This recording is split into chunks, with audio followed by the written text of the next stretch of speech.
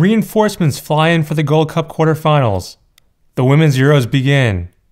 Milan are buying all the players. Zlatan turns down the Galaxy. And Jose Mourinho's Mission Impossible.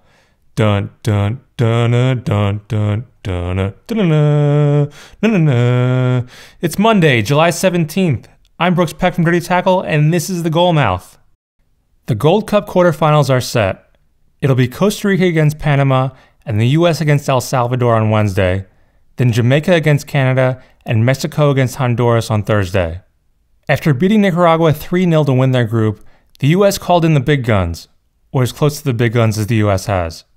Tim Howard, Jesse Gonzalez, Michael Bradley, Darlington Nagbe, Josie Altidore, and Clint Dempsey joined the squad, taking the places of Brad Guzan, Sean Johnson, Alejandro Bedoya, Christian Roldan, Kellen Rowe, and Dom Dwyer.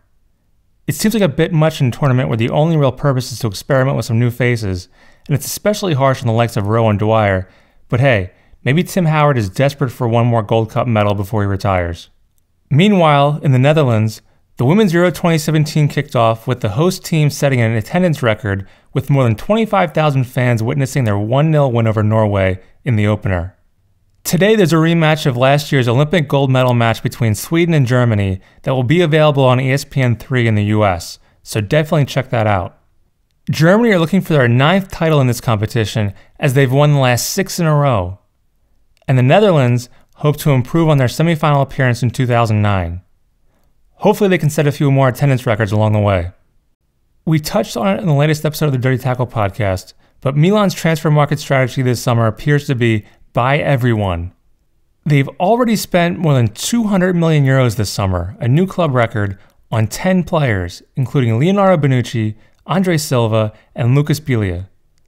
And now there are reports that they could add Renato Sanchez and either Alvaro Morata or Pierre-Emerick Aubameyang. They've essentially put together an entirely new team, and they somehow re-signed their centerpiece, Gianluigi Donnarumma. With this type of influx, it seems likely that Milan will soon be a contender in Europe once again, which can only be a good thing.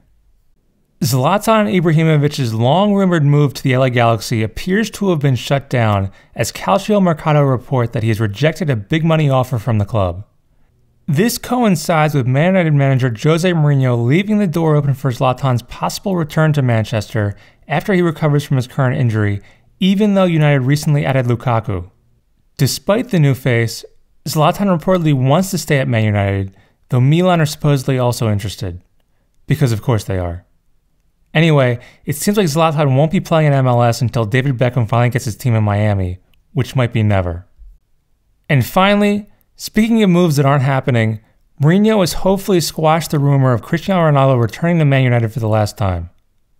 Though Ronaldo was supposedly unhappy just a few short weeks ago, Mourinho doesn't think he's unhappy enough to actually leave Real Madrid. Quote, "I am not going to get my club to waste time on players who are mission impossible," Mourinho said.